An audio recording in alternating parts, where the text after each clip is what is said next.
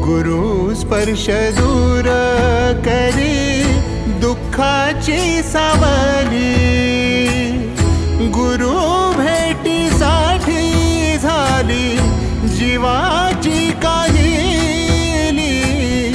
भक्त तुझा गुरुदेवा पुरता अटला, भेटला विठ्ठल माझा भेटला